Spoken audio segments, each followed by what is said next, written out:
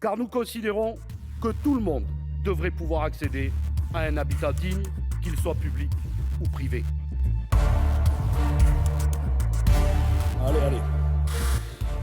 Monsieur le Président, Madame la Ministre, mes chers collègues, ce projet de loi a été annoncé comme poursuivant l'objectif de renforcer les pouvoirs du maire en termes d'attribution de logements sociaux. Cette thématique est en effet au cœur de leurs préoccupations, car 80% des audiences sollicitées en mairie portent sur la question du logement. Pourtant, nous pensons que cette proposition de loi ne répond pas, en tout cas pas seule, au principal problème, c'est-à-dire la pénurie du logement.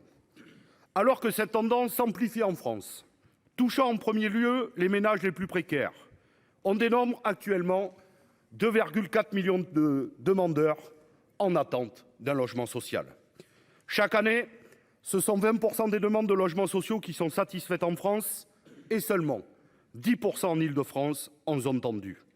Il faut en outre constater une véritable hausse de la file d'attente. Chaque année, le délai moyen pour obtenir un logement étant actuellement de 3 ans minimum en Île-de-France. En effet, la paupérisation de la société française conduit au fait que les personnes occupant un logement social le quittent moins qu'avant.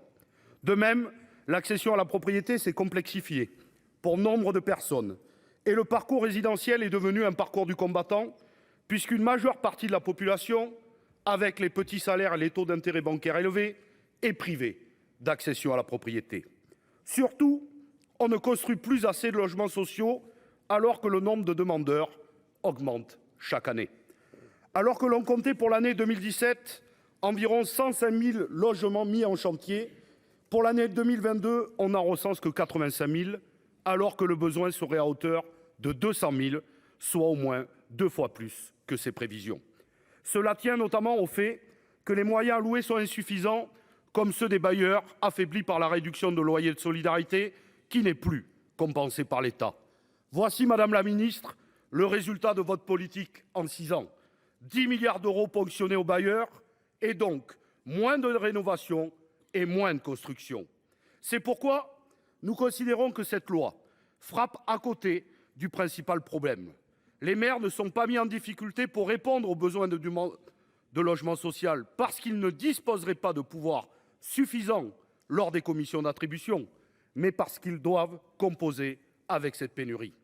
En ce sens, la présente loi n'aura aucun effet sur les difficultés de fond et créera l'illusion d'un pouvoir renforcé du maire qui reste en réalité tributaire d'un nombre insuffisant de places à allouer en parc social.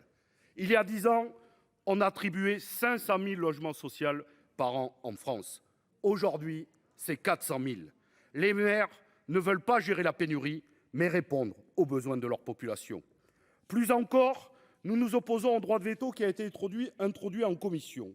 Cela aurait non seulement pour effet de casser des parcours d'accès au logement de certains ménages, mais cela rendrait également les maires responsables de l'échec de la politique du logement menée depuis de nombreuses années par votre gouvernement, Madame la Ministre.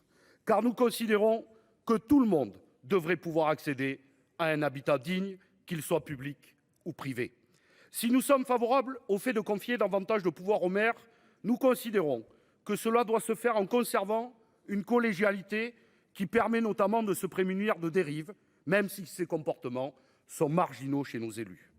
Nous proposons donc en premier de généraliser l'obligation d'anonymiser les demandes de logements sociaux. Enfin, la commission des affaires économiques a décidé de confier aux maires l'intégralité des attributions pour les logements sociaux neufs. En agissant ainsi, vous excluez de fait toutes les personnes reconnues prioritaires au titre du DALO, les personnes en situation de handicap, les familles entassées dans un logement, les femmes victimes de violences ou encore les enfants souhaitant la décohabitation. Pour nous, ceci n'est pas acceptable. Cette proposition de loi constitue donc un cadeau empoisonné fait aux maires, un transfert de compétences qui ne s'accompagne d'aucun transfert de ressources budgétaires et qui n'apporte aucune solution au fond du problème. L'État est ainsi en passe de se défaire de la politique du logement sous couvert d'honorer les maires et de leur marquer sa confiance, le tout ayant été annoncé, rappelons-le, dans un contexte médiatique très chargé autour du logement social suite aux révoltes liées à la mort du jeune Naël. Nous proposons donc, madame la ministre, plutôt que de s'en tenir à cette loi, que vous agissiez pour réunir d'urgence le comité interministériel des villes pour répondre à l'urgence sociale dans toutes ses dimensions. Pour toutes ces raisons, notre groupe CRCE Kanaky s'opposera à cette proposition de loi. Je vous remercie.